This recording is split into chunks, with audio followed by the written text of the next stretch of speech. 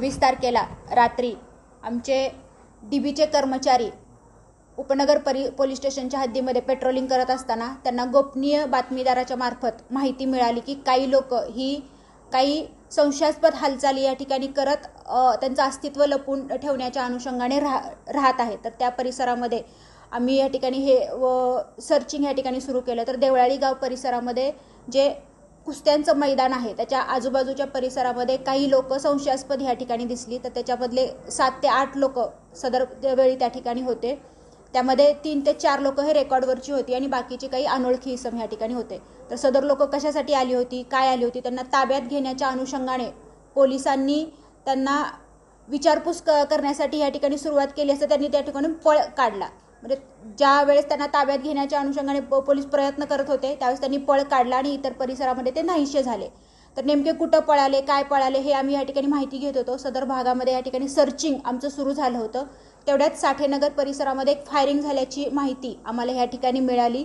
सदर फायरिंग कुठं झालं होतं, काय झालं होतं याची माहिती घेतली असता बिटको हॉस्पिटलमध्ये फायरिंगमधला एक इसम या ठिकाणी आलेला आहे ह्याची माहिती आम्हाला मिळाली। आम्ही त्या भागामध्ये या ठिकाणी जाऊन ची ओळख पटवली। तर तो आरोपी जो होता तो सार्थक आहिरे या ठिकाणी होता आणि त्याला त्याच्या पायामध्ये उजव्या पायाच्या मांडीमध्ये त्याच्या हातून फायरिंग झाल्यामुळे या ठिकाणी जखम झाली होती। तर त्याबाबत त्याला अजून माहिती विचारली असता त्याला सांगितलं की सदर ज्यावेळेस पळापळ सुरू झाली त्यावेळेस त्याच्याकडून मिसफायर झालं आणि ते मिसफायर झाल्यानंतर त्याचे जे आरोपी आहेत ते इतर आरोपी या ठिकाणी परिसरामध्ये पळून गेले। मग काल ह्या सदर घटनेच्या अनुषंगाने 27 तारखेला गुन्हा दाखल करण्यात आलेला आहे। भारतीय न्याय संहिता कलम 310(4), 310(5) व भारतीय हत्यार कायदा 325 आणि 425च्या अनुषंगाने या ठिकाणी गुन्हा दाखल करण्यात आलेला आहे।